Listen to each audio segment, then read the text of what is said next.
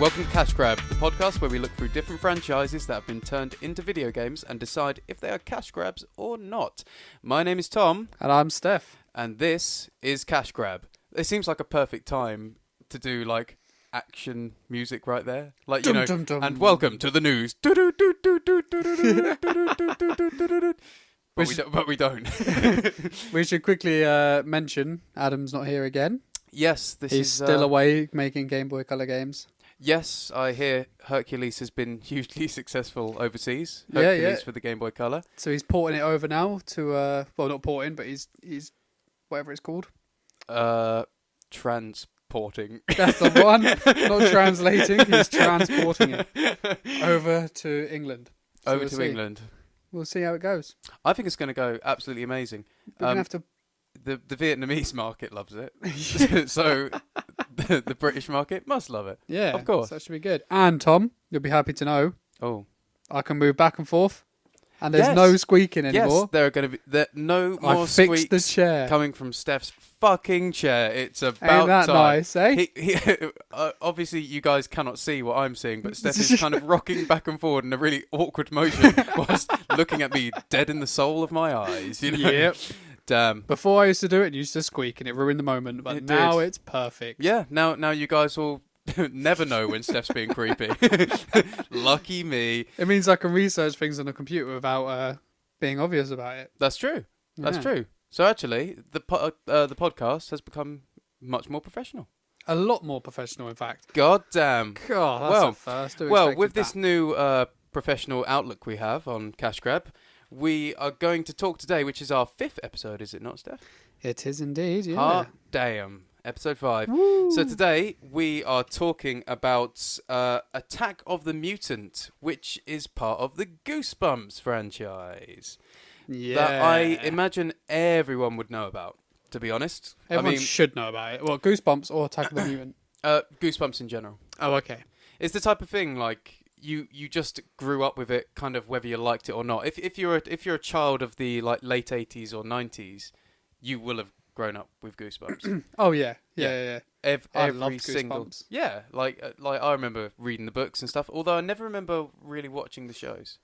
No, yeah, I did, yeah. Yeah? I watched quite a few of them. I used to have them on VHS. Oh, awesome. They came in like... That's pretty cool. They came in like the Goosebumps green box. Did it have like, remember with the books that you could feel like the slime? Goo. Yeah. The goo.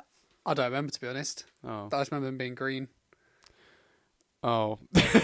I had one about garden gnomes, and it was quite scary. I look at you confused, but at the same time, I shouldn't be surprised considering what the fuck we've had to watch today. Yeah. So, like I say, this particular episode or book... Well, it's a 2-parter. Yes, it's a damn 2-parter because they deemed it worthy of being, it's worthy of 40 minutes of airtime, apparently, on TV. I would disagree. Yeah, we'll get into it, but yeah, I disagree. Yeah, so initially, of course, Goosebumps, as with all of the episodes or any other thing they made, because they did make other games as well, didn't they? I remember my cousin used to have one, and it was in a fun fair. Yes, yeah, it was like remember? It was like a point and click game. Yes, and there's like a shadowy beast in it. I think they've just released it for PS4, haven't they? What? Yeah, I think they re-released it on PS4. Yeah. Are you fucking serious? Yeah, because I got all excited thinking it was Attack of the Mutant, but it wasn't. It was the point and click game. We should clarify that Steph actually has a history with Attack of the Mutant. I love it. Bit biased towards this one. Just like Hercules, I had it when I was a kid. Played it all the time. It's a game you could probably complete in like half an hour.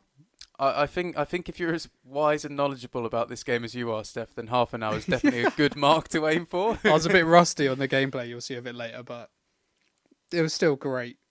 Well, you definitely outshined most people. Definitely. But right, yeah, this was the first time I'd seen the show that it was based on. Yes. Yeah? Yeah. Likewise. Yeah. But obviously, initially, as with all Goosebumps thing, it was initially a book, and the original Attack of the Mutant was published in, hang on just a second, November 1994. So that was actually 2 years previous to the show coming out. Which came out in September 1996. Damn! Yeah, you've got it. Yeah. September 1996. So that's a 2-year gap where obviously in that space they decided that Attack of the Mutant was definitely a book which was worthy enough to be made into a TV I think for episode. that 2 years they were just writing the script for the 40 minutes. Oh, damn, the script. Well, the script is something to talk about. So, I mean, let's get into like kind of like the basic plot of what Attack of the Mutant is all about. For the TV show. For the TV show, yeah, because it all kind of does differ. And we will just say we're not entirely 100% sure if this is totally true to the book or not. We have no idea. None of us have ever looked at the book. No. But we're assuming it is. So, yeah. But basically, Attack of the Mutant follows a boy called Skipper. Yes. Who is obsessed with comic books and comic book heroes, specifically the Galloping Gazelle. Well, no, his favourite, he loves the villain, who is The Masked Masked Mutant. Yeah. But then he's up against... Oh, what were they? What were they called? The Galloping Gazelle. Yeah, but they had like a group name. Oh, it's something really shit like the Super Friends. There wasn't the Super Friends. That's from South Park, isn't it? Is that what they're called? Yeah, that's when they've got like Yeah. Moses and Jesus. Yeah. And, Oh, yeah. what were they called? I don't remember. I'm gonna have to research it. Aren't they something? They are something like the League of Friends. The League of Good Guys. Oh, for fuck's sake! That's what it is. It's the League of Good Guys. The League of Good Guys, right? Yeah, So League of Good Guys. Yeah. what is the League of who? So the Galloping Gazelle is like the leader of the League. Well, of the Good only Guys. thing in the TV show, the only one that you see is Galloping Gazelle. Yeah. Played by Adam Wee, the one and only, the world's nobody one messes with Adam Wee. the world's one true superhero, Adam West, is The one and only Batman. is stars as well. Doesn't star. He's kind of like a guest He's appearance. in it for about a minute. 5 minutes. Well, what he kind of says. He kind of like says to the kid, "You're going to be the new hero." We're getting into it a bit, but we might as well talk about this because it's a bit of a ridiculous. You know, it really highlights how Adam West's career kind of collapsed into total anonymity. But it was like he kind of points out at an overweight child saying, "You're going to be a hero." He leads this child up a stairs. Adam West gets out of breath, gets attacked by a masked mutant after sitting on the masked mutant's lap. This is true. Yeah. This This is true. And then Adam West, as the Galloping Gazelle, continues to spin around for about a minute. Yeah, he just spins around. And then falls over. And then says, Yeah. "I'm out of here." He basically says, "It's Lethal Weapon, in it. I'm too old for this shit." Yeah, it's That's like basically what he Danny does. Glover. Yeah, that's Yeah, basically yeah. what he does. And then he goes, "You're in charge," and then does one. That's him for the rest of the. That's it. Yeah, he just disappears. You don't hear from him again. No, he's gone. Good old Adam West. But go on, give us a little rundown of what the TV show is about. Right, so as we're saying, this guy, this kid, Skipper, who's a 12-year-old boy, overweight boy, may I add. It actually is needed to know. Yeah. Yeah, this is actually a point of contention in the TV series or whatever the episode. But yeah, he's obsessed with this whole kind of masked mutant, the League of Good Guys, blah blah blah blah blah. It's totally enveloping his life. Apparently, he's obsessed with it. He's Apparently, obsessed because he reads like how often they come out. Well, actually, they came out really quickly in this, didn't they? Like the comic books. He was getting a new one like, Yeah. every day. But the thing is, I think they were. But they're only like 4 pages. Yeah. Like, Yeah, they were that's really true. small. The ones he was getting. Yeah, that's true.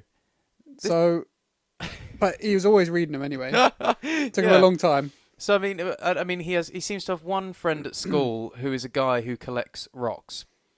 Yeah, and then he takes the piss out of the guy who collects comic books. Yeah, saying that's weird that you collect comic books. But then Whilst this kid- he has a bag full of rocks. Yeah. And I think, hang on, I took out a line because at one point they're both at school, and they're just about to have lunch, and the Skipper, the main character, is talking about comic books, and he's talking about the Masked Mutant and all this, that, and the other. And then the other kid, his friend, who you don't never find out his name, do you? It's just like No, I don't think you Rock- do. Just rock. We You- called him Geo Geo, because he's obviously a geologist. geologist, yeah, or an aspiring geologist, yeah. But so like he's like basically Geo says, "Oh, that's so lame. Comic books are so lame. You're so silly. And then Skipper says, "So what have you got?" And he goes, "I've got this rock, and it's really special." And Skipper says, "Why is it special?" And he says, "If you hold it like this, it looks like a duck." And I must point out, it didn't look like a duck. No, it looked like a rock. Yeah. It didn't even like remotely look like a duck. No, it's absolutely fucking ridiculous. So basically, Skipper is... I don't think there is an issue with Skipper in his reading of comic books. No, it's But I think like- Gio has issues. Like, that kid fucks. Yeah, up. that's a bit of a weird. Comic books, I don't understand. There was very like something you pointed out later, because a lot of people say to Skipper throughout this that he shouldn't be reading comic books. His mum says it, his dad says it. Yep. The Masked Mutant says it. Yes. The bus driver says it. That was the weirdest thing. Yeah. That was the weirdest point of this was the bus driver. It was very. I don't understand why there was such a like hate on comic books throughout this whole thing. It's weird, isn't it? It was very weird, yeah. But like, getting back to things just a bit, eventually, after this day at school and whatnot, Skipper ends up going on, getting like the bus back home, and he ends up chatting with a girl called Libby, who seems like a really lovely kid. She's actually interested in what he's reading. They get talking, and they just instantly spark up a friendship for no particular reason. They're just like, yeah, we're friends now, we're cool, blah, blah, They blah. both like comic books. Yeah. She likes different ones to him, and he instantly says why she's a dick. Yeah, I mean, he just slates what she in likes. fairness, he's lucky to have any fucking friends at all. Yeah. Straight away, he's like, well, what you like, shit. Yeah, exactly. And this is why. And then pulls out a list of reasons. Yeah. And then still she's like, I'll see you tomorrow. Yeah, it's like, she was damn, fine you've with got it. a good friend there. Like, don't fuck that shit up. Yeah. Yeah, but so yeah, I mean, like, Skipper's a bit of a pain in the ass, but oh well. What can you do? What can you do? But yeah, so he meets this girl Libby, and they start kind of like, developing this friendship over some time. She gets more involved in the comic books he's interested in with this Masked Mutant and whatnot. The thing is, Skipper ends up like, it seems like he starts blurring the lines of reality and fiction. Yeah. So what happens is he gets a comic book, and he gets all excited when he meets Gio, and he says they're gonna reveal what the Masked Mutants headquarters looks like. Yeah. So then Gio's like, have they not already done that? And then they've gone for typical stereotype comic book nerd, and he's like, well, on issue 7, page 42, like panel 2. He knew the fucking panel. And it's just like, come on, like, come on. Yeah. So they've done that, and apparently he talks about it, but didn't show it. But then in this comic book that he's just got, they've shown it. Mm-hmm. So when he gets off the bus with Libby the first time meeting her, it was the first time meeting. No, he gets off the bus the first time he met her, and she carries on. Yeah, it's the second time, isn't it? He looks up, and then all of a sudden, the headquarters is there. Yeah. And then... Yeah, literally, it's just there.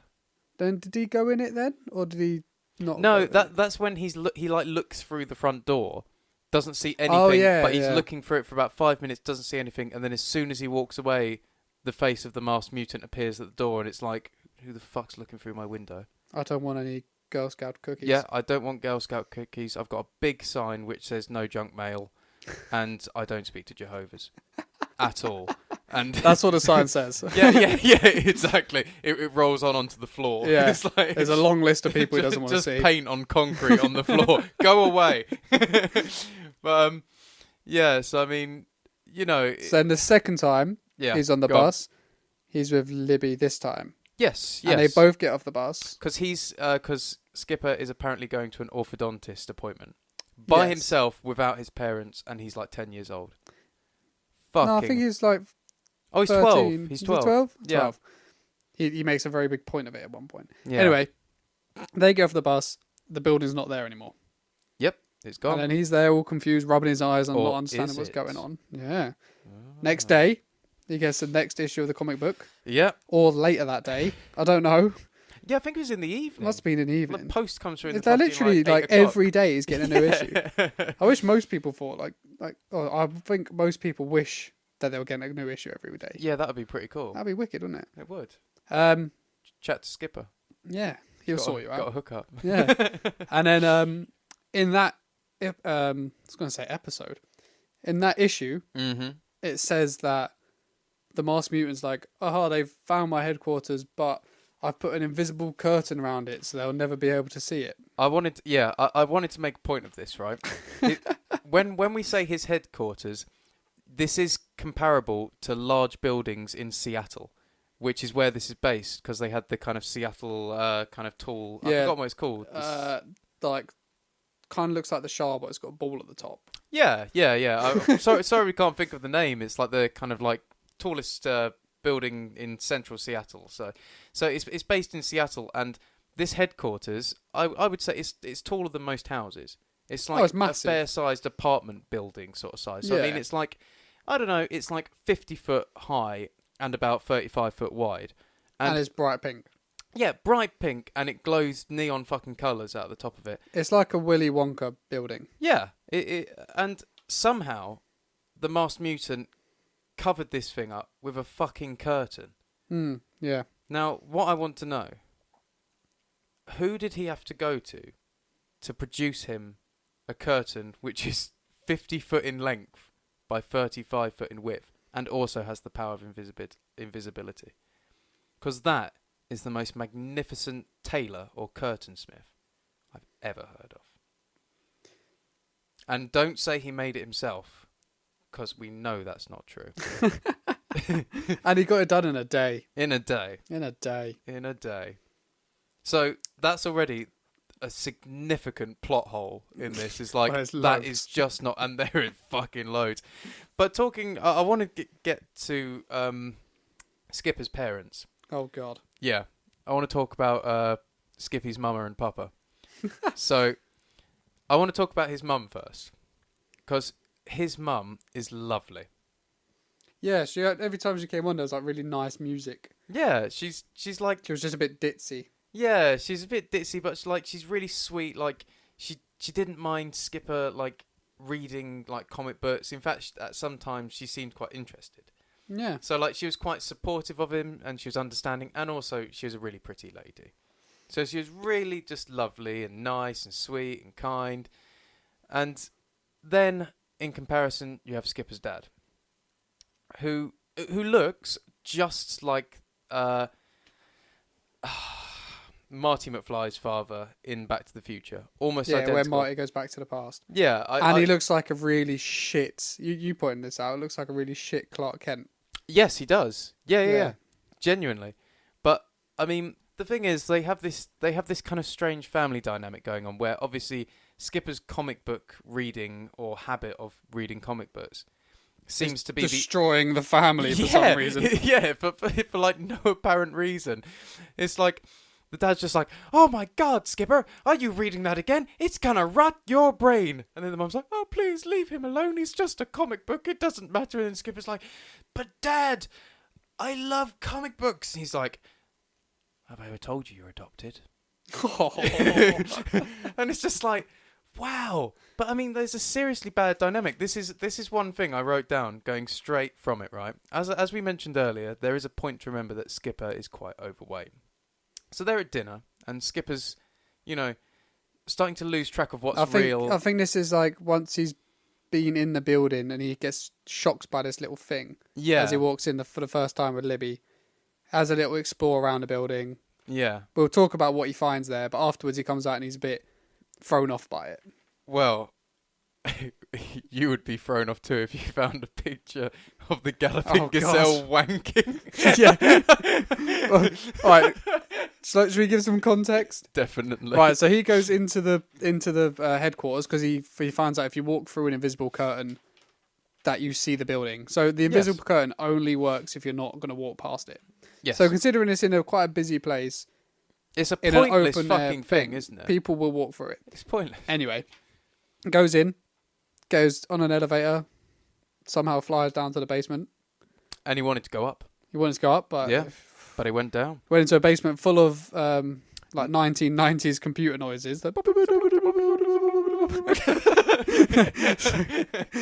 Like no computer's ever made that sound. No. I mean, I've got 2 PCs in my room, and if it done that, I'd probably put a hammer through both of them. Yeah, I can imagine. And then, so then he goes into this room, and he finds a load of drawings of the Masked Mutant and comic book drawings Yeah. of obviously like prepping and getting artwork ready for the next issue. Mm-hmm. Then he finds one of the Galloping Gazelle, who, as we said, Adam West. Yep. So there's one picture of him just kind of standing there normally. Then he flicks back to another picture, and his hand looks like it's holding his cock. Well, suspiciously in the groinal region, Yeah. I would say. It was very weird. But it was only there for a split second, so we had to pause. We watched this on YouTube, by the way, so feel free to go and watch it. Yep, part 1 and part 2 are up there. I wholeheartedly recommend it, kind of. I was going to say, do you recommend it? Because I probably don't, but go for it. We'll get to that. Yeah. And then, so he finds that, doesn't think anything of it, and then finds a picture of himself. And he's like, oh my God, that's me. What's going on? Yep. Libby scares him. Yes, by having a cardboard cutout of the Masked Mutant. The Masked Mutant. Don't know where she found it. No, she in a just fucking basement. She just walks in, scares him, and then they leave. They just escape, don't they? That's kind of it. But then Skipper's kind of like traumatized when he gets back home, and I think it's because like he's starting to question what's real and what's like if he's living in a fucking comic book, basically. Yeah. And so he's at the dinner table, and his mum, and his dad are all eating spaghetti and meatballs, and he's there kind of playing with his food, and his mum's like, "What's wrong, Skipper? You don't seem very happy." He's like, "Oh, I'm just not hungry, Mum." And his dad just like pipes up instantly, and I have to read this. His dad just instantly pipes up. He just says, "Oh shit, please, I need to find it." He goes, "Skipper, not hungry? Well, that's a first. Better mark it on the calendar." And it's just like, fuck me.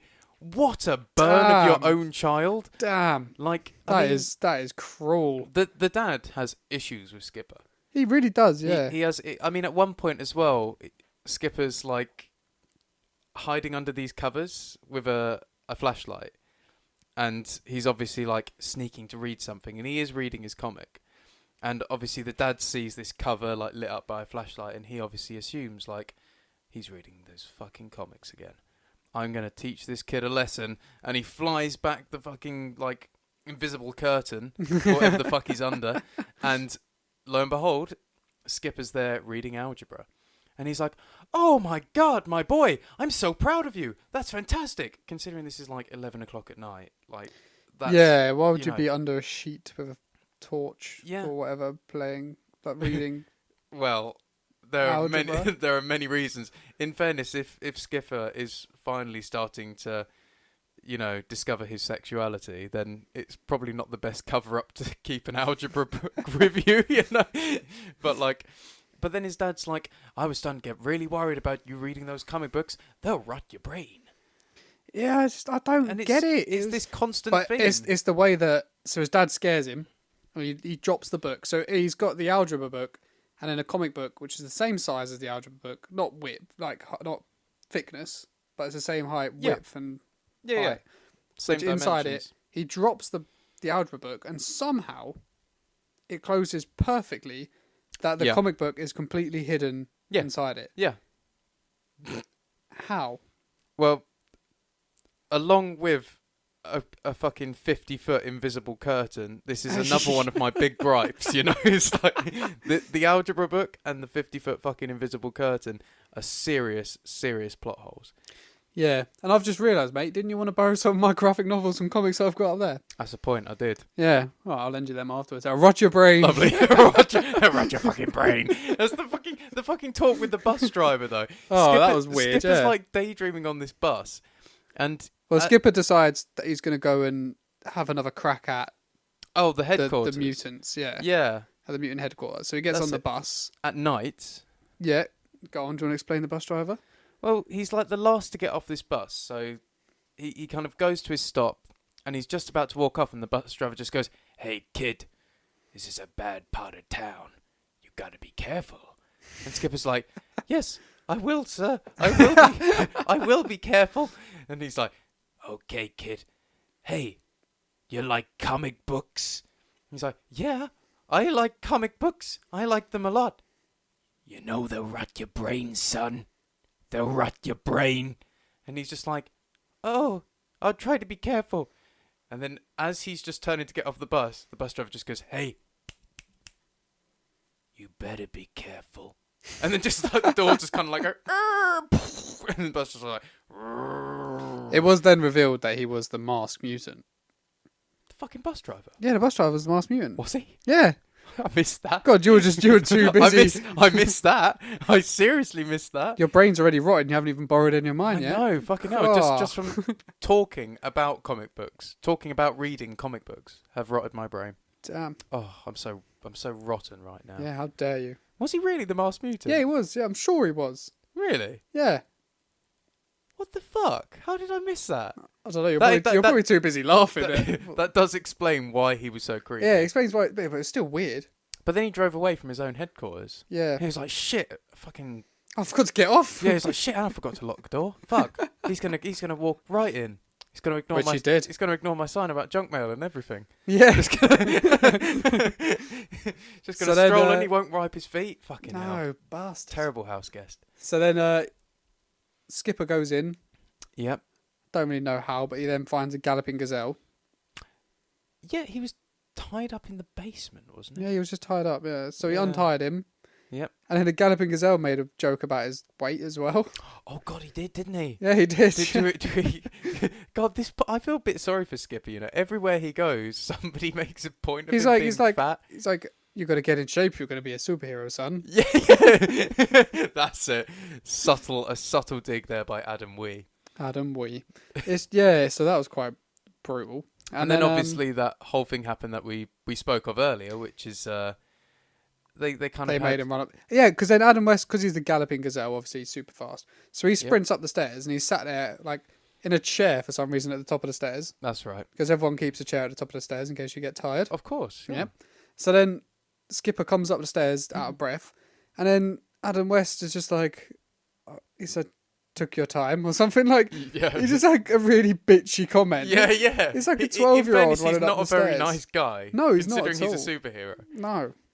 But yeah. So he's like, and this is where he starts talking about the chair he's sitting on is uncomfortable. Turns out that chair is the masked mutant, as we said earlier. So he sat on the masked mutant. Masked mutant has some sort of kind of like crazy intervention, saying he's going to take over the world. Galloping gazelle spins around for a minute, falls over, then says he's getting the hell out of there, and that's it. Yeah, and then it's up to Skipper to take on the masked mutant. Yes, but no, actually, as the galloping gazelle runs away, Libby appears. Ah, yes, Libby. Libby out of nowhere. Libby's there. Yep, and the masked mutant suddenly just vanishes. Disappears. Now, spoiler alerts if anyone's gonna go and watch this. Yeah, I mean, don't listen for the next 10 seconds. Mm-hmm. Libby is the masked mutant. Bomb, bomb, bomb. God, that was a big reveal. Damn. Well, I just didn't see it coming. Well, I wouldn't have seen it coming if you didn't read the whole fucking... Before we watched it, Steph read like a brief synopsis of it, and then was like, "Oh." The second line of the synopsis was that, so I was like, "Oh, it's got to happen pretty early on then, right?" And it was like the last 5 minutes. It was literally the final reveal. Yeah. It was literally like, this is the plot twist of the whole thing. Yeah, I really thought it was going to be like right at the beginning.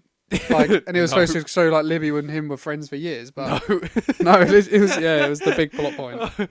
So yeah, Libby is the masked mutant, and then basically the last 10 minutes, or well, 5-10 minutes, something like that, is Skipper and the masked mutant literally having a talking match.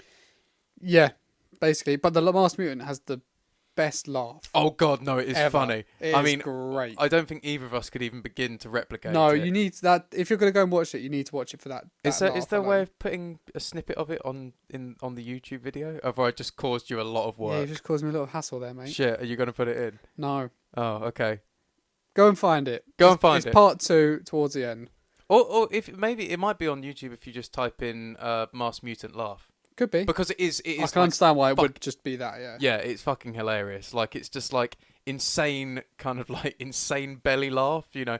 It's constant. Yeah, take that typical kind of like supervillain laugh, that kind of ha ha ha ha ha sort of thing, but then basically amplify it by about 140 decibels, make it the biggest belly laugh, and make it like 20 times more manic, as if this guy is like a schizophrenic with a fork. What? You don't know what I'm talking about? No. Oh, I do. I know exactly what Well, I'm talking hopefully about. the listeners know what you're talking about. I'm sure a few of them do. I'm sure a few of them do. If you do, email in and let me know. Just say, I get it. I understand. I understand. I understand you. Cashgrabpodcast@gmail.com. Shit. Cashgrabpodcast@gmail.com. Yeah, send us Let in us know if you understand Tom. Yeah. Because I bloody don't.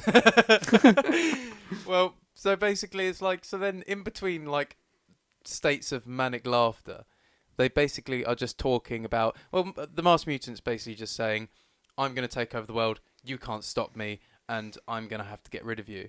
And then... To be fair, he doesn't tell us how he's going to take over the world. He just tells us he will take over the world. It's never revealed, is it? No. Never revealed. But We just know he will. yes, exactly. And of course, with a laugh like that, I think you could take over the world just by capturing the hearts of millions. I mean, he would capture my heart. So, no, there is another big reveal. Oh. The other big reveal is Go on. that Spoilers again. when Skipper Yep. first went into the building Yep. with Libby, Yep. that little electrical The beam of flash, light, the beam of light yes. thing, actually then copied his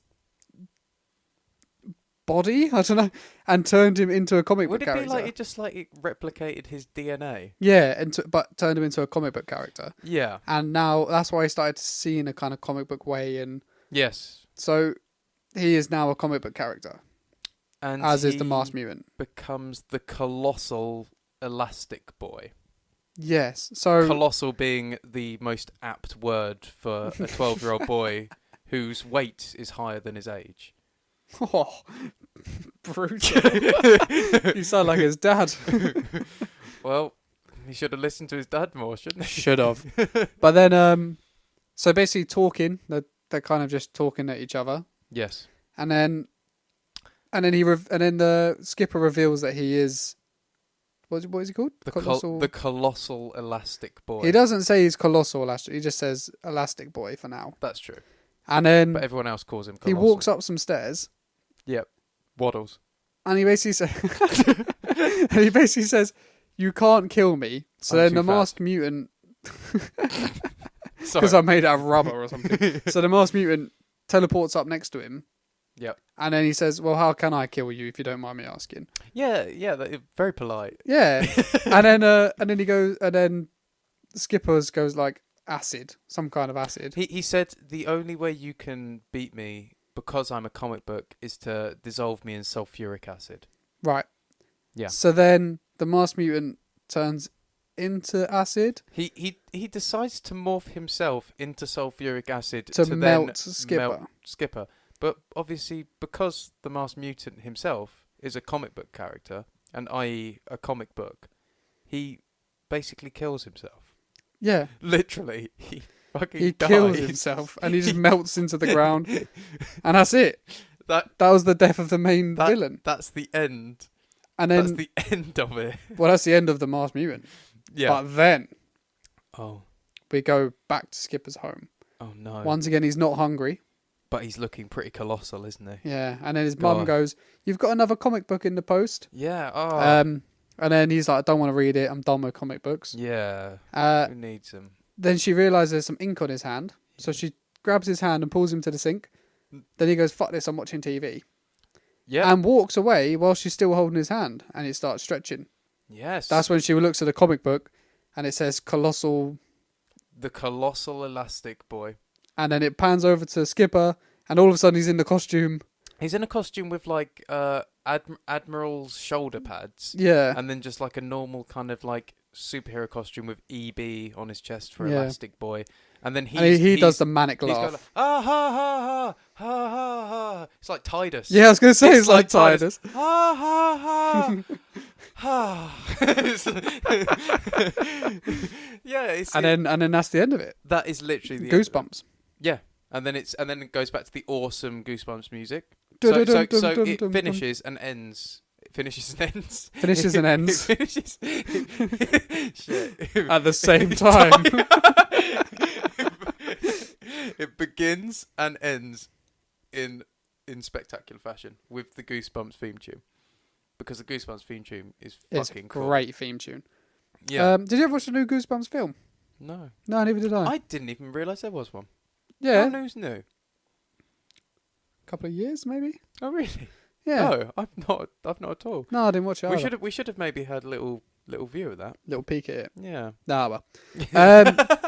So we basically already revealed. So the usual trick is to watch it for half hour. Yes. This is 2 40-minute episodes. We got to the half an hour. We were like, let's just carry on for another 10 minutes and just see it. Yes. So I'm not going to ask if you carry on watching after half an hour because we did. So instead, I'm going to ask, That's true. would you watch it again? Well, you know what? I would watch it again if it was just me and you and we were very pissed. And it was just like, we got pissed and thought, this will be fucking funny. It's 40 minutes of us just laughing at something. So you'd watch it again if you were drunk? Yeah.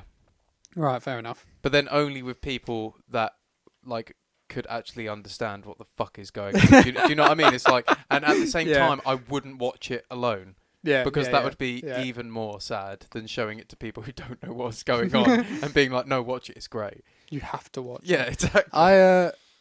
I don't know. I don't think I would watch it again. Maybe just for the Mars Mutants laugh, I might watch it again. Oh, it's fucking hilarious. After we've done this episode, can we go onto YouTube and find it? We'll find it again. Yes. Have you got any more notes about the show? I was just going over it, and there were a couple things I kind of put down as rough notes, and I haven't actually pointed out. We've gone over the themes of them, but I actually think they sound a bit brutal. Skipper is overweight and unloved by his father. Yep. Skipper's mum is beautiful and understanding. I really liked her. There's one thing I want to point out, okay? Libby is played by Melissa Baffery, who, I've said here, she's a gorgeous child who grew up to be a beautiful woman and a singer. I love her. Tom's listened to 2 of her songs already. I think she's absolutely fantastic. I'm not the biggest fan of her music, but I think she's lovely. I'm a bit enamoured by her. If you're listening, Melissa. Oh yeah, she will be. She might be. She's not like mega famous. She didn't do any more acting after this. She went off the rails. God, not like wow. that. Off the rails, yeah. Not like that. Took a lot of heroin. No, she kind of went under the radar, didn't do anything, and then in her like 20s, she kind of came out as a singer, and she's been singing ever since. She's been singing her heart out, and she bloody well loves it. Play to her. But if you are listening or watching on YouTube, Melissa, then cashgrabpodcast@gmail.com, and I'd be happy to talk. Just put your name as the subject title, and Tom will be straight on it. Subject title: I was Libby, now I'm Melissa. Because that sounds almost empowering. God, that sounds like an autobiography, doesn't it? It does. Yeah, it does. It definitely does. Have a picture of, like, just looking sultry on the front of it. Or optimistic. Yeah. Any other notes? Oh, yeah. 90s computer sound. That was a. We did do it. I did that in capitals. Bad acting, even for children. Yes. Yeah, it was terrible. Well, I don't know. What did you expect? Something a bit better. Comic books used as a metaphor for porn. Yeah, so it did. The way they were telling him it's going to rot his brain and ruin him and blah blah blah. It did kind of feel like that.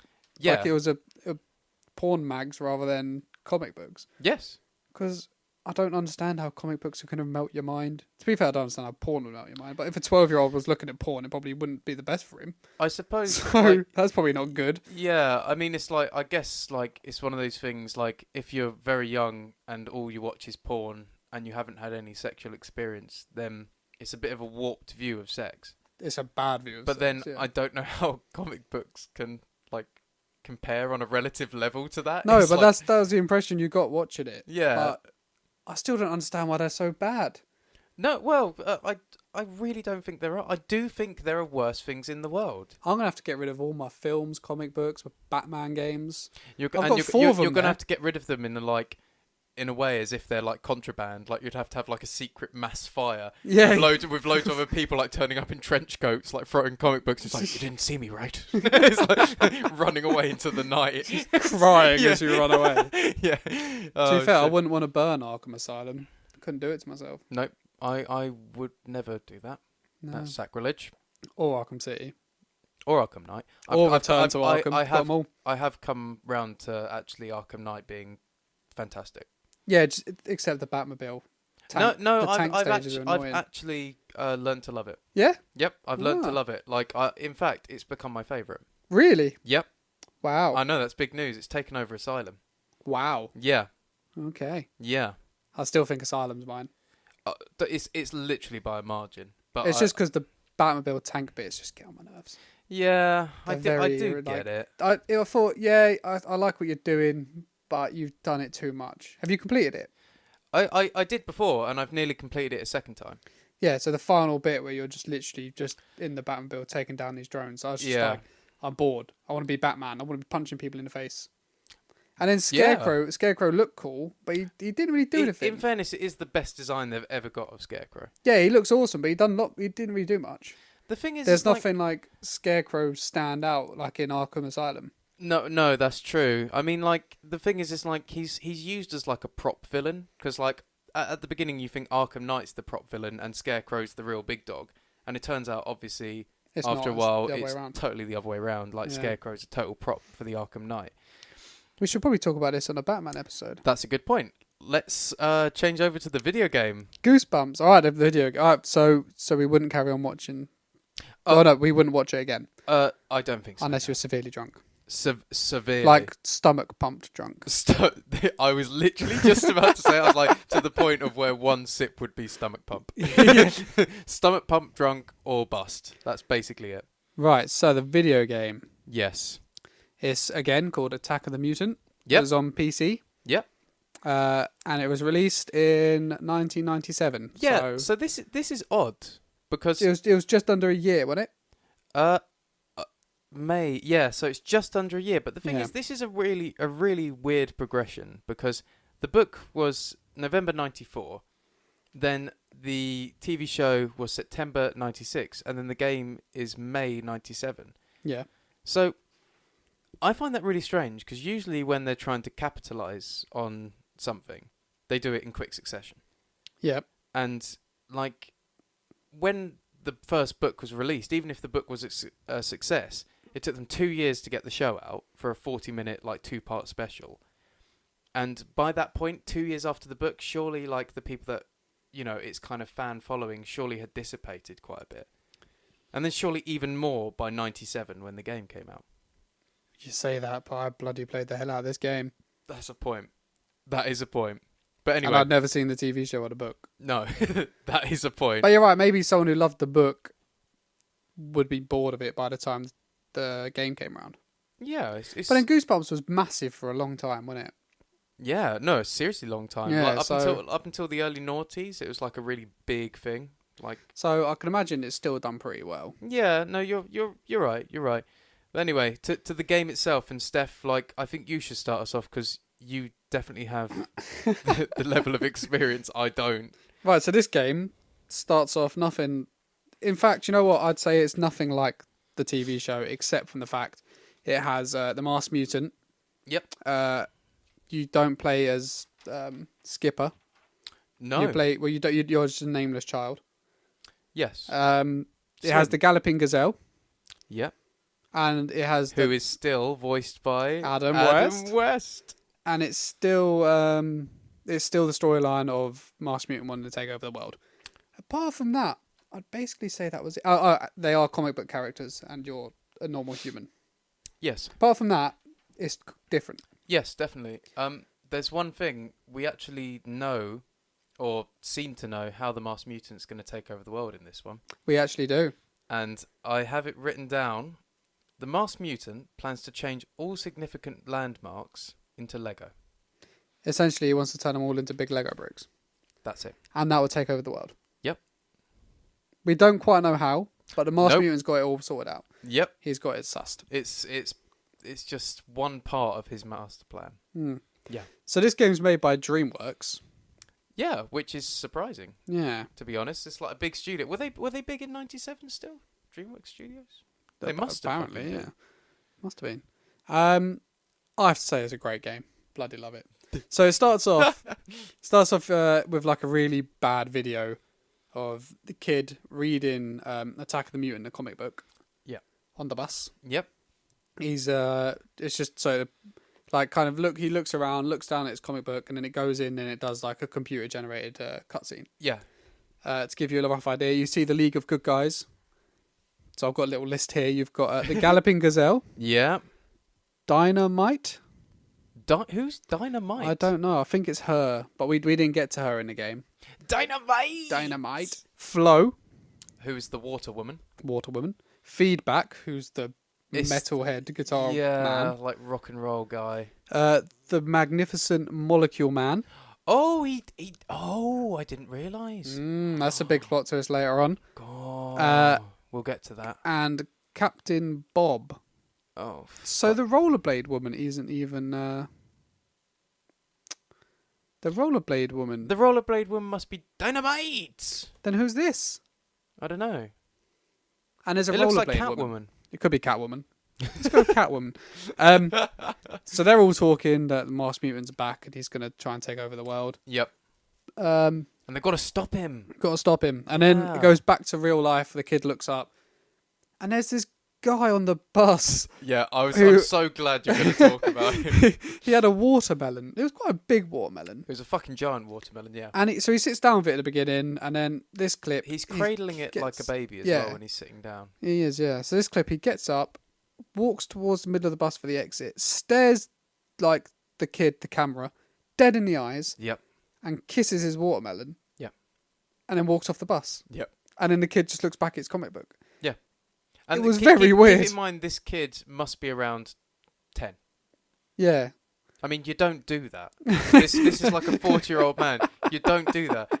I mean, even if you do have, an obsession with your watermelon, don't subject children to your watermelon. Never obsession. Kiss your watermelon in public. And in front of children. Never. I mean, there are some things you just don't do. It was really weird. That's definitely one of them.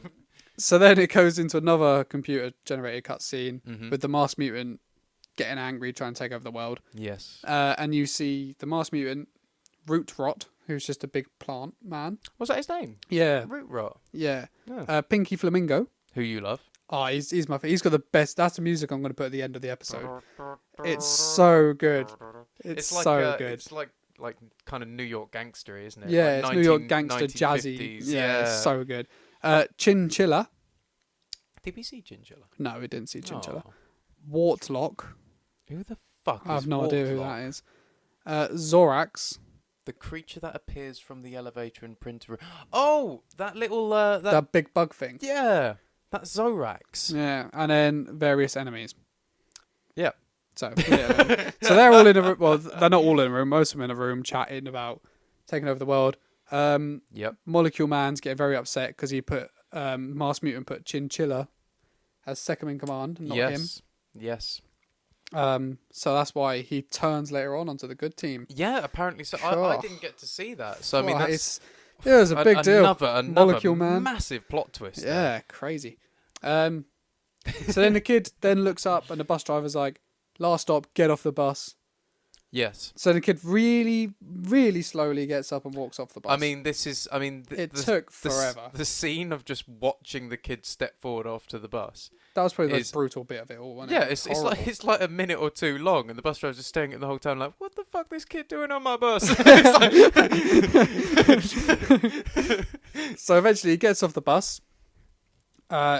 He looks up and there's this big purpley building. Yes. By the way, the transition, because there's real life as he's getting off the bus. Let's make a point of that. And as the doors open up, like as they're opening, the middle of the doors is the computer generated, like is the game. Yeah. But it's like as they're opening, when they're fully open, it's the full game. But for 1997, it's such a smooth that transition. looks really good. It does look awesome. And we'll just say now the loading screens in the game for some reason are messed up. Very. And I don't understand why. I'm not sure if it recorded it messed up, but when I was playing it was definitely messed up. Yes. We'll see if it recorded it messed up or not. I'm not sure, but yeah. If you're just listening to this on SoundCloud or any other thing just through the podcast, then I recommend Podcast Addict.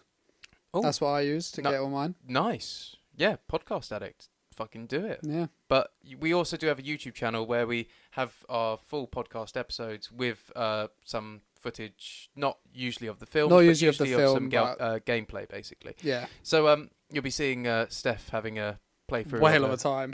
Yeah, a hell of a time with Attack of the Mutant. So then what? All right, so then he looks at his comic book and it's the same building as the Masked Mutants headquarters.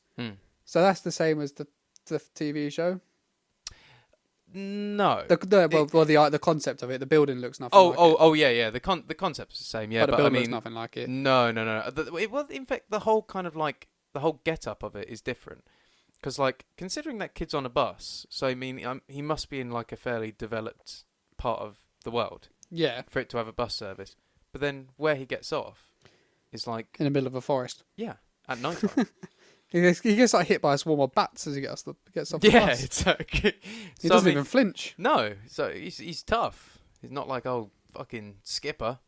No. Or fucking Flipper, whatever his name was. It's Skipper, wasn't it? Skipper. It was Skipper. Right, so then he goes in and the rollerblade woman runs up to him and she's like, "Hey, mate. You're our key to this because Masked Mutant knows how to take us all down, but he doesn't know anything about you, so therefore you're the one that's going to save the world." In fairness, I just had a thought.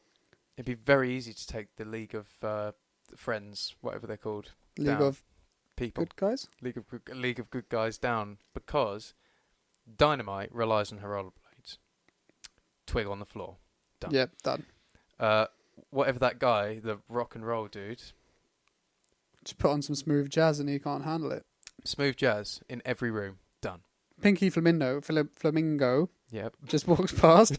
Theme music goes off. Done. Feedback's gone, isn't Keep them in a room together. Done. Feedback's dead. Flo, I don't know what you can do with Flo. She's made of water, so... Freezer.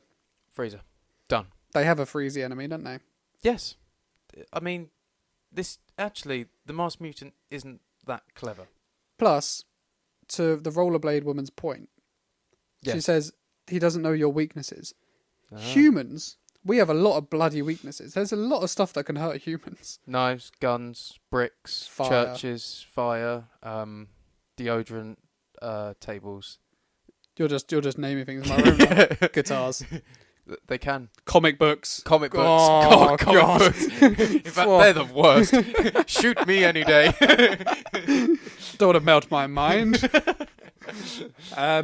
So yeah, we are flawed creatures. So we're told to save the world. So it plays as like first person.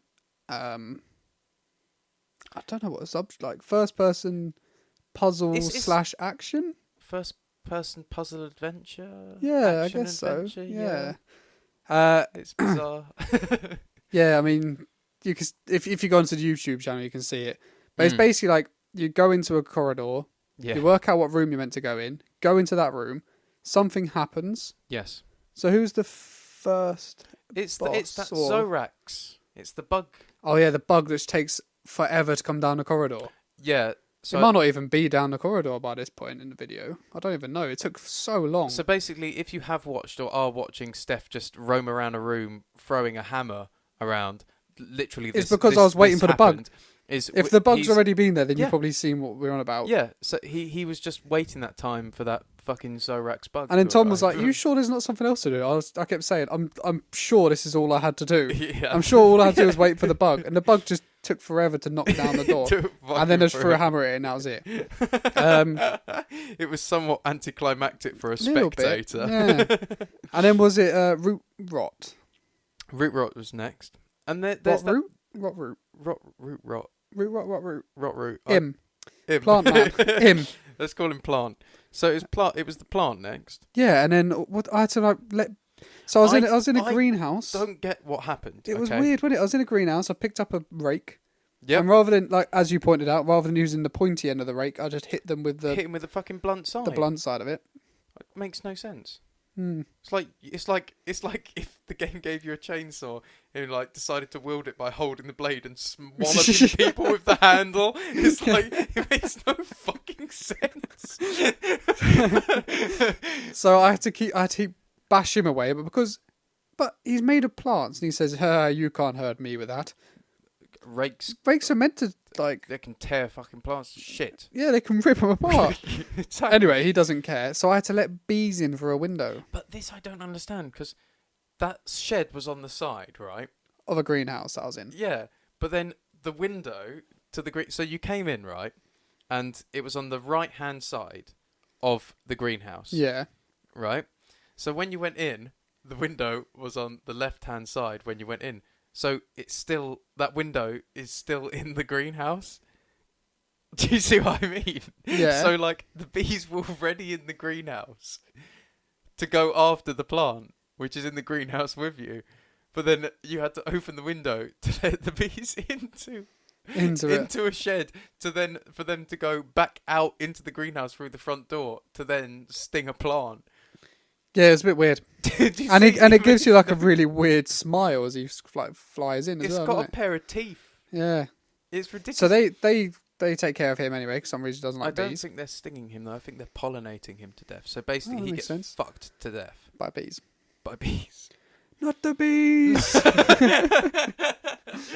Then who do we have next? Was it Pinky Flamingo It next? is Pinky Flamingo. The best music. I just had to grab a rat's tail. Yeah, He puts you in like, slow sand. Is that what he calls it? Yeah, because you die a slow, painful death. Oh my god! Oh man, it's a good thing he's quite charismatic because he's not particularly bright, is he? No, but it was like there was a fair few puzzle bits to it. Like, at one point, you find Galloping Gazelle in a he's in a pit. He's in a painting. Yes. But his body is white, and by this point, you've only seen him in a cutscene. Yes. So, I mean, you should probably know he's green. I know he was green. Yes. Yes. And then you find a slide. You see what colour he is. Find a paintbrush. You have to go out and look for like a green leaky pipe. Yeah, I want to know what that pipe's leaking with. Acid. Cool. Nuclear waste. Well, then that would be the death of him. Yeah. That should be a death of him, and Painted nobody him would with know this death more acid. than Skipper. Phew, Skipper's a murderer. Skipper's a fucking freak. The bastard. So then you paint that in, and then Galloping Gazelle comes out. Adam West. Styly. I wish I could do an Adam West voice, but just can't. It's one of those too ones that you subtle. just can't pull It's off. too subtle. Mm. Yeah. And then you rescue him. It's just like very much like it's a puzzle adventure. Yeah, it's like a segmented game. So, like, you go to a certain area. In that area is one task. You finish that one task, and it is time to move on to the next area. Yeah, then the next door is just magically opened, and you have to then go out and do something. So it's a very segmented and quite linear game. Yes, very, very. Although in a way it's not linear because there's all different pathways. Yeah. On the level. Yeah. So I mean, it's in many ways it's quite an open game in terms of like the path you can take. But at the end of the day, any path you do take is eventually going to lead to the one objective you have to do. Yeah, because like the elevators are the main paths, like the main routes between the different levels. Yeah. If they're all shut, then you have to do something on that level. Once you've done it, one of the elevators will be open, then you know you're good to go. Yeah. That is literally it. Yeah. That is literally That it. is literally the game, yeah. And you just basically keep solving these puzzles. And well, I mean, we didn't get to the end of it because we stick to our rule. We just stick to half an hour play. we have our stopped. impressions. But I mean, the thing is, and I have actually seen you play this game before in the past. Yeah. And the thing is like I don't think I've actually seen you complete it. Oh, I have, yeah. But the thing it gets is, weird. Yeah, but the thing is, even in that just like brief half an hour you played it, it seemed, to be honest, like you're kind of getting near the end. No, you're not actually. Really? No, it's probably another half an hour because you have to go. To be fair, there's half an hour's worth just in one platform level. Yeah. Because, as we all know, first-person platformers are never a good fucking idea, are they? No. No, they're not. No. So there's one bit, this woman freezes you and shoves you in some... You end up in a hockey match with penguins. It's great. Sorry? Yeah. You end up in a hockey match, ice hockey, and there's loads of penguins. What the fuck? Yeah, it doesn't have anything to do with the TV show. Maybe it has something more to do with the book. I don't know. This yeah. is the most eccentric supervillain in the world. You do know that. Then you have to like do these platform level bits, which took me about 20 minutes to get right the first time. Yeah. And then there's another section where this guy's keeping slaves, and you're like, but they're like not. Oh, fucking hell. They're these weird creatures, and you end up killing him to save the creatures. It's weird. What the fuck? Yeah, it's weird. It gets weird. Something I did like though. Uh-huh. The DreamWorks man at the window. Yeah. The little DreamWorks guy fishing off the moon. That's really cool. He's I told Tom that he's there, but I Yeah. couldn't remember where it was. And then he was just at one of the windows. You just see it. There's like two moons right next to each other. Yeah, and the thing is, it's only on that level that the DreamWorks kid is in the moon. In any other it's just chance, stars. it's either stars or just like a full moon, like just glaring through Yeah. the window. One thing I did want to point out is that obviously this game is like kind of aimed at younger audiences. We would say like As a 24-year-old man, I would say yes. It is indeed. So I mean, like it's probably aimed at like kids the age of like the kids in the books, like 10, for example. I played would it you when say- I played it. Would you say younger, actually? No, I'd probably say 10 Yeah. because the platform level is still tough now. Yeah, no, that's true. But I played it when I was around probably like 6. Yeah, I yeah. think I got it. Well, it makes sense around that age as well, you know, like kind of in that 5-year gap, like 5 to 10, you know. Yeah. Or like 6 to 11, whatever, something like that. Yeah. But the thing is, one thing I'd point out, there's no tutorial. You get off that bus, you're in the place, and you're just meant to go. You've just got Yeah, to that's go. it. You're on. Yeah. And the Off thing you is, go. it's like, you know, you can like go into the menu and look at the controls and figure out how to work it out. But really, you know, it's kind of tough in that regard, especially if you're a kid. Like, you might just be like, literally, what the fuck am I doing? Hmm. And then your mum will go, potty mouth. Yeah. And then... You're 4. Yeah, yeah, it's a, you haven't even said my name. It's like, yeah, so I mean, you know, it's like, you know, I imagine it being quite relentless for kids, but I mean, looking at it through the eyes of an adult, it's kind of, it seems laughably easy, especially considering it doesn't seem like you can die. I mean, you do have to remember that I knew the way out of absolutely every single trap. Yeah, that's true. That is true. Like, as soon as I was in the slow sand, I just knew to look for the rat with the massive arse. Yes. What game was it where they... No, it was Hercules, the film where they animated the arse too much on Pegasus. Yeah, we spoke about that On this in rat. our third episode. On this rat, they also animated that arse way too much. Yeah, I mean... It's got a well sassy arse yeah, on this it's got rat. a giant sassy arse. But I mean, like, yeah, if you haven't watched episode 3, please do. It's our Hercules episode.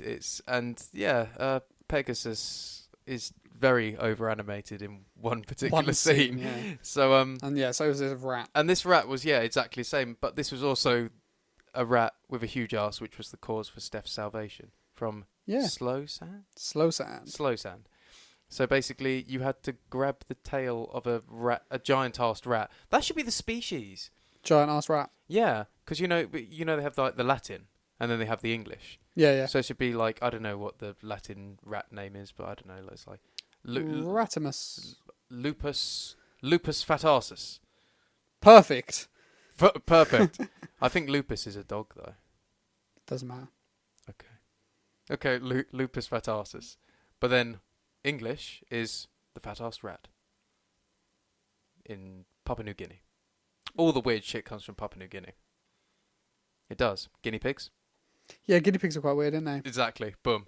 Yeah. I can't think of anything else. Nah, guinea pigs. You won the argument with guinea pigs. Imagine if you were saved by a guinea pig. Didn't have a tail.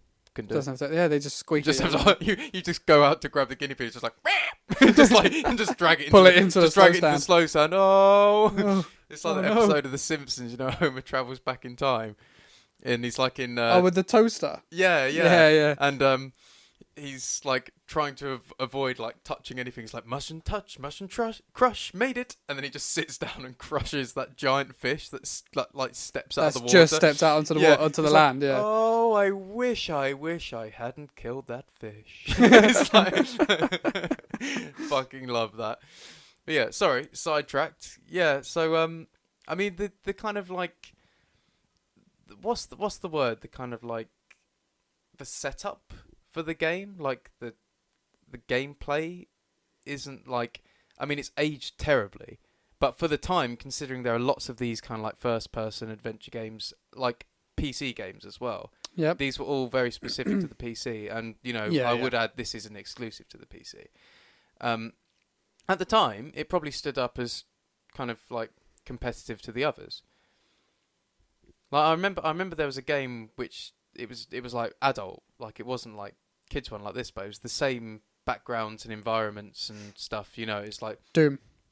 No, but did you ever play a game called Azrael's Tear?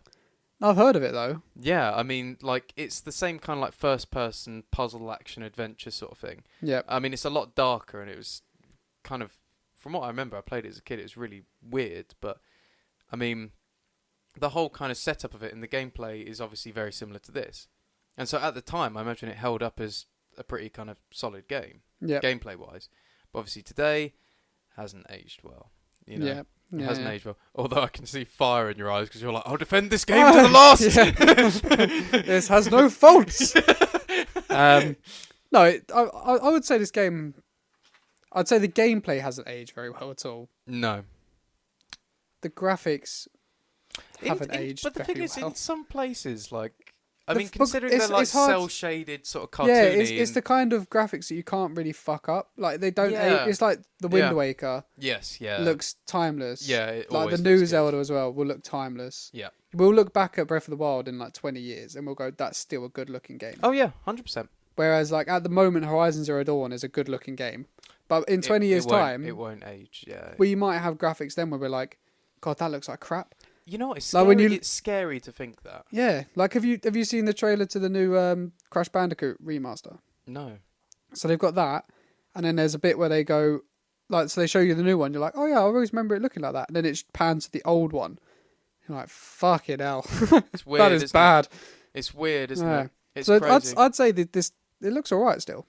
No, I mean it does for the most part. It holds up, especially in like the kind of cutscenes with like the cel shaded graphics. Yeah, looks absolutely fine. It's fine, yeah. I mean, like the corridors and kind of like JPEG flats and stuff like that. Like, yeah, obviously that's bound to. It was just the time, wasn't it? Exactly, but on the whole, yeah. I mean, like I think the gameplay, like not the greatest to today's standards, but it holds up for what it is. Yeah. The graphics, by no means is it bad for the time, and in some cases it's actually still held a bit of a charm. Mm-hmm. And I mean, the only thing that I say we would, in talking with comparisons, this doesn't compare to the film or the TV episode. Sorry, no, it's totally different. It's totally off the cusp, and it's its own entity, and I think that's a good thing. Yeah, definitely. Yeah, because if this went for the TV episode, it would be boring. Jesus fucking Christ! Yeah. The only good thing in it would be Libby. Libby isn't in this. No, Libby's not in this. Well, technically she is, because she is the masked mutant after all. Oh, fucking hell! Oh. Shit, layers upon layers. Damn, son. Layers upon layers. Well, I guess then it's time to say, is Goosebumps Attack of the Mutant a cash grab? No. Why? Because I love it. Oh, fuck's sake. No, for fuck's sake. I predicted this an hour ago. When I suggested we do this game, you predicted it. No, I'd say it genuinely isn't. Because it's got basically nothing to do with the TV show. That's true. It's completely its own thing. Yeah. So they must have been working on it for a while. And they might have started after the TV show. Yeah. But it's its own storyline. Mm-hmm. It's got like its own voice acting and everything. It's not got anything to do with the TV show. For all we know, it might have something to do with the book. Yeah. So if it's the exact same plot as the book, then I could easily be turned in saying, yeah, it is a cash grab there. Yeah. If any of you listeners do know that, let us know. Yeah, by please the way. let us know. Yeah. Yeah. But if the book's completely different again, and then this is its own thing, yeah, I wouldn't say it's a cash grab. Okay, no, that makes sense. There's one thing I want to pick out just quickly. Go for it. You mentioned voice actors, and I saw if you go back onto that page where it had the voice actors. Yep. For the so game, you see here, yeah, James Belushi. I know that name. I've heard of that name as well. Can we quickly type in James Belushi, because James Belushi is the voice of the Masked Mutant in this game. and I'm sure I know. Oh, he's the younger going to the movies and films he's done. Sorry, we're Well, just this is coming up with James Adam Belushi. yeah, Jim Belushi. I recognise him. Oh, he's in Little Shop of Horrors. Shit, it's Last Action it's Hero. fucking Jim Belushi, Last Action Hero. Fuck. No. So Jim Belushi or James Belushi is the voice of the Masked Mutant in the video game adaptation of Attack of the Mutant. How fucking crazy! And obviously Adam West's in it as well as the Galloping Gazelle. Yeah, Jesus Christ! So they had a bit of a budget for some like names. Some big names. Damn, that's crazy. But anyway, I mean, sorry, I did get distracted because I just kind of struck me again. Oh, hang on, Michael Donovan. Michael Donovan. I'm sure I've who heard of played that name Captain as well. Bob. Captain Bob. No. No, I haven't heard of him. Just a voice actor. Just a voice actor. No, I don't know where I got that from. But no, I mean, damn. I mean, in terms, my thoughts of it being a cash grab, I would say 100% no. And Yeah. one of my main reasons would be the cycle of what it is. Like we said earlier, the book was released in 94, the TV series or the episodes 96, and then this in 97. With a cash grab, usually it's like they're trying to play off the popularity of something quick. Straight away, yeah. Yeah, I mean this I mean like over the space of kind of like to be honest, close to 4 years over the whole space of development, like, you know, people would still be into Goosebumps, but nobody. I don't imagine people would be fixated on just Attack of the Mutant. Like, I can't imagine Because there were so many episodes and books yeah. and exactly. Yeah. That's the thing. So I can't imagine a kid reading Attack of the Mutant. I don't think it was our most popular one. No. Like I certainly don't recall it being, you know, one of the big ones. I never No. even heard of it before you having the game when we were like younger. Yeah. You know? No, I'd never heard of it before I had the game. No. And that's the thing. So I mean, it doesn't play off the tropes of a cash grab because it doesn't play off its popularity whilst it was in the height of its popularity. Do you know what I mean? It's like yeah. So it's kind of just playing off the fact that it's, you know, Goosebumps. Yeah. And I wouldn't say that's for the reasons of it being a cash grab. I would say it just saw the fact that it's, you know, it's one of the stories that it could adapt relatively easily into a game. And hopefully give it a new storyline if the book's nothing to do with it. Yeah, exactly. Yeah. So I mean, you know, I wouldn't say it's a cash grab at all. And would I play it again? I've never played it, but to be honest, I would like to. I would like to give it a go. And I know you're going to say 100% yes. Well, the fact that I still have the disc and I still have it installed on my PC kind of shows that, yes, Yeah. I would play it again. Yeah, true. That's evidence enough. 100%. Awesome. Well, I guess that wraps it up for episode 5. God damn. Hopefully, we'll have Adam back for episode 6. Yes, I do hope so. And if he is, he has to reveal to us all of the exploits of Hercules in colour. Yeah, what's he got? Hercules. Oh, maybe it sounds a bit like Hercules on ice. Hercules in colour. Hercules in colour on ice. Hercules on ice in colour. The video game. Yeah. Yeah, so he's got to reveal to us all of the Hercules for the Game Boy Color work he's been doing and give us a hell of a welcoming back song. He's got to give us a welcoming back song. I don't know where you're going with this one, mate. It seems mate. so right in my head. It's not. Oh, I know. Anyway, until Thanks for episode listening. 6, thank you for listening. I'm not going to say I've been Tom, so I'm just going to say Tom. Steph. Goodbye. Bye.